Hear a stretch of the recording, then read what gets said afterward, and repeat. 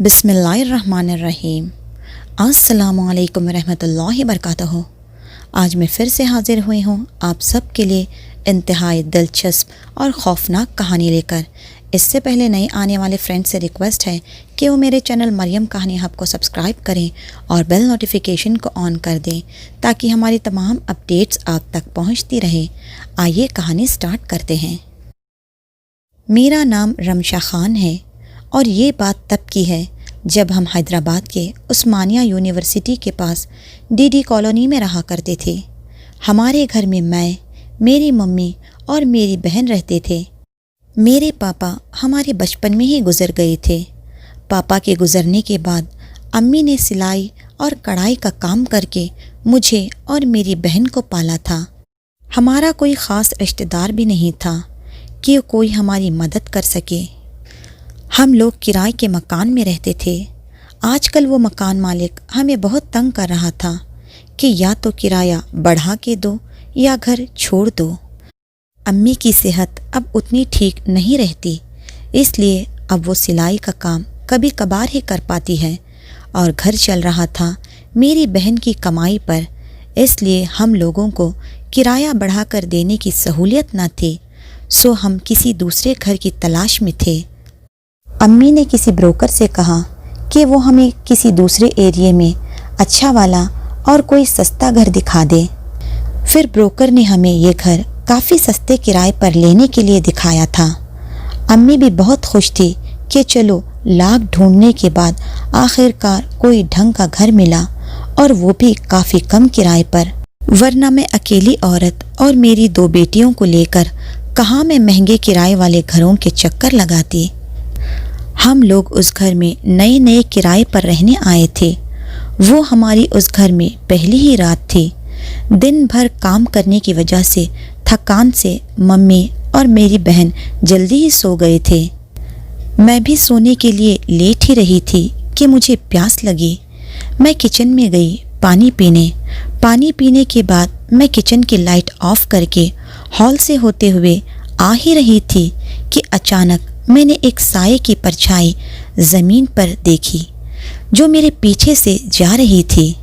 जैसे ही मैंने पलटकर देखा, वो परछाई मेरी आंखों के सामने किचन की दीवार में समा के गायब हो गई।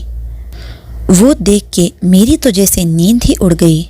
मैंने आज से पहले इस तरह की कोई परछाई कभी देखी नहीं थी। मैं अपनी अम्मी को बताना चाहती थी, लेकिन मैंने नहीं बताया। फिर पूरी रात बस डरी हुई सी लेटी रही। फिर सुबह हुई, 6 बज रहे थे। जब बाहर उजाला हुआ तो तब जाकर मेरी आँख लगी। फिर मेरी अम्मी ने मुझे 7 बजे ही उठा दिया, क्योंकि उनको नहीं पता था कि मैं पूरी रात सोई नहीं थी। फिर तकरीबन सुबह के 9 बज रहे थे। मेरी छोटी बहन अपनी ऑफिस को निकल गई। अब घर पे सिर्फ मैं और अम्मी ही थे। पूरा दिन घर का सामान सेट करने में ही निकल गया। फिर तकरीबन दोपहर हो रही थी। घर का सारा काम निपटाने के बाद मैं उस घर के आंगन का चक्कर लगाने के लिए गई। घर के आंगन में मैंने 3 पेड़ लगे हुए देखे, जिनमें से एक नीम का पेड़ था। वो पेड़ देखने में इतना घना और हरा भरा था कि ढूंढने पर भी कोई पीला या सूखा पत्ता दिखाई नहीं दे रहा था। फिर शाम के तकरीबन 7 बज रहे थे। अम्मी ने कहा, रमशा, मैंने कपड़े धुलने के लिए बाल्टी में टाइट डाल के कपड़े भिगोए थे और उनको धुलना भूल गई। और बाल्टी अगर आंखों के सामने दिखाई देती तो याद होता ना। वो तो मैंने आंगन में रख दी है। तू जाके कपड़े धो देना, वरना अगर भीगे हुए कपड़ों पर रात गुजरी तो उनमें बदबू आ जाएगी। मैंने अम्मी की बात मानते हुए आंगन में जाकर कपड़े धुलने के लिए ठीक उस नीम के पेड़ के नीचे बैठ गई। एक एक करके मैं कपड़े धोने लगी। तौलिया थोड़ा ज़्यादा गंदा लग रहा था, तो मैं उसको ऊपर से उठाकर ज़मीन पर पीट कर धो ही रही थी कि अचानक तौलिया ऊपर की तरफ किसी ने पकड़ लिया। मुझे अच्छे से महसूस हो रहा था कि किसी ने तौलिए को कस के पकड़ रखा है। जब मैंने ऊपर के जानिब देखा तो तौलिया मेरे मुंह पर गिरा, लेकिन वहाँ कोई नहीं था। ये देखकर मुझे थोड़ा खौफ भी महसूस हो रहा था। اور پھر میں سوچنے لگی شاید یہ میرے دل کا گمان بھی ہو سکتا ہے، چلو جانے دو، اس بات پر کیا سوچنا۔ میں نے سارے کپڑے دھل کے آنگن میں سوکھنے کے لیے ڈال دیے اور سیدھے گھر کے اندر چلی آئی۔ پھر میں 2 دن کے بعد آنگن میں جامن کے پیڑ پر لگا ہوا جھولا جھولنے گئی، جو کہ نیم کے پیڑ کے ایک دم بغل میں ہی لگا ہوا تھا۔ میں گنگناتے ہوئے جھولا جھول ہی رہی تھی کہ میری نظر جامن کے پیڑ کے اوپر پڑی، جس پر میں نے دیکھا ایک لڑکا بیٹھا ہوا تھا۔ میں نے اس کے کپڑوں سے پہچانا کہ وہ لڑکا ہے، باقی رات کا وقت تھا تو اس کا چہرہ ٹھیک سے دکھائی نہیں دیا۔ میں گھر میں بھاگ کر گئی اور امی سے کہا، امی یہ لڑکا کون ہے؟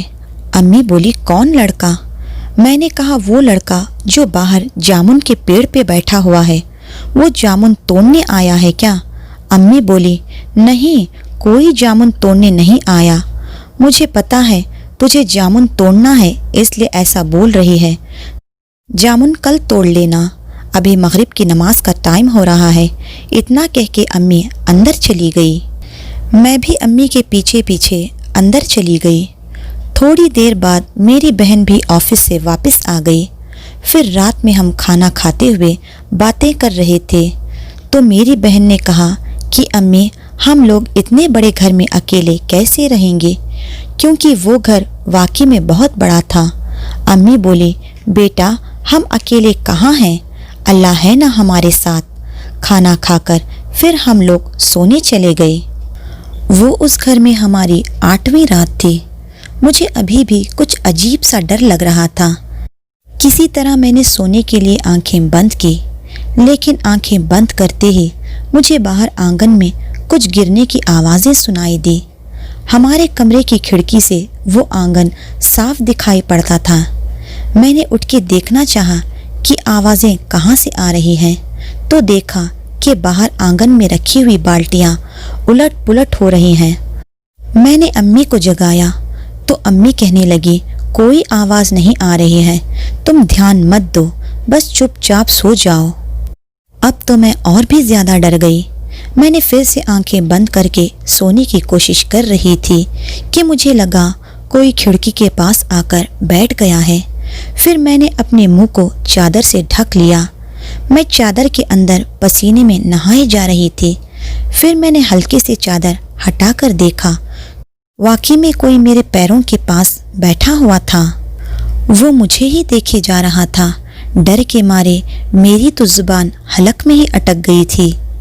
میں پوری رات ڈر کے مارے سو نہیں سکی۔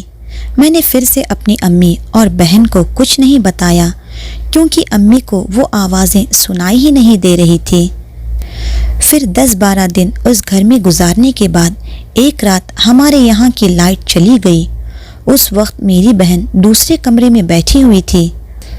تبھی میں نے دیکھا کہ کوئی میری بہن کے کمرے میں جا رہا ہے، اور تبھی میری بہن بھاگتی ہوئی اس کمرے سے باہر آئی۔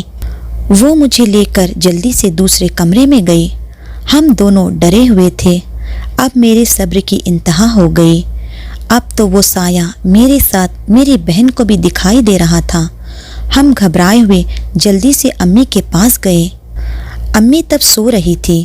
ہم نے امی کو اٹھا کے ساری بات بتائی۔ پھر تبھی ہم نے دیکھا کہ ایک بڑا سا آدمی باہر سے ہمارے کمرے کی طرف چلتا ہوا آ رہا ہے۔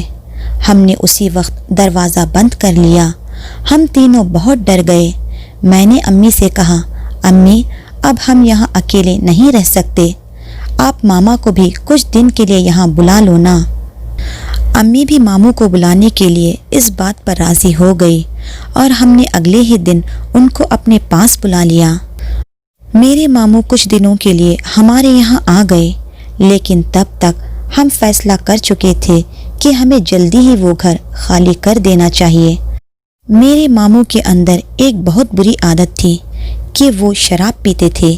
وہ روز شام کو شراب پی کر گھر آتے تھے۔ ماموں کے آنے کے بعد 3-4 دن تو سب کچھ ٹھیک تھا، لیکن اس کے بعد تو ہمارے اوپر جیسے قہر ٹوٹ پڑا۔ ماموں کو ہمارے گھر میں رکھنے کا کوئی فائدہ نہ ہوا۔ وہ شراب پی کر بنا ہوش کے سو جاتے، اور ویسے بھی ہم لوگوں نے محسوس کیا मामा के आने से परेशानी और ज़्यादा बढ़ गई थी।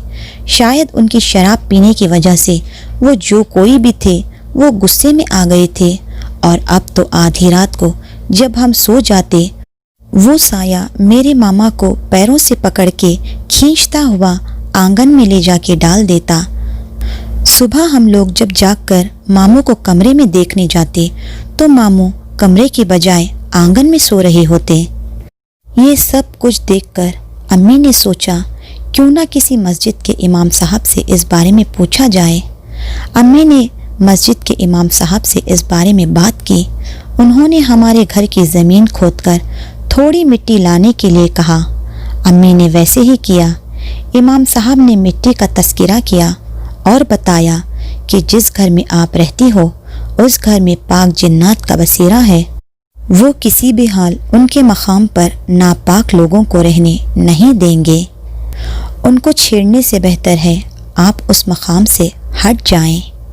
और वो आवाज़ें वो इसलिए करते थे जिससे कि आप लोग वहाँ से चले जाएं, क्योंकि वो जगह उनकी थी। फिर उसी रात अम्मी के ख्वाब में वो जिन्नात आए और कहने लगे, अब तो हमारे बारे में जान चुकी हो, बेहतरी यही होगी कि तुम इस मकाम को छोड़कर कहीं और चले जाओ। और वैसे भी तुम्हारे भाई का शराब पीकर इस घर में आना हमें बिल्कुल पसंद नहीं है। फिर अगले ही दिन अम्मी ने मामा को वहाँ से जाने के लिए बोल दिया और फिर से हम लोग उस घर में अकेले रह गए। फिर अम्मी कहने लगी, मुझे तो ऐसा महसूस होता है कि जिन्नात के अलावा और भी कुछ है यहाँ पर जो हमें बहुत परेशान करता है। फिर बहुत ढूंढने के बाद हमें एक दूसरा घर मिल गया और हम जल्दी से वो घर छोड़ के चले गए। लेकिन उस घर में हमने जो भी वक्त बिताया उसको याद करके आज भी खौफ महसूस होता है। हम वहाँ कितने डरे हुए रहते थे। ये सब जिस पर गुजरती है सिर्फ वही समझ सकता है। वो घर आज भी खाली पड़ा है और वहाँ कोई नहीं रहता। स्टोरी कैसी लगी कमेंट सेक्शन में ज़रूर शेयर करें। इंशाअल्लाह जल्द मिलते हैं एक नई वीडियो के साथ। जज़ाकल्लाहु खैरन कसीरा।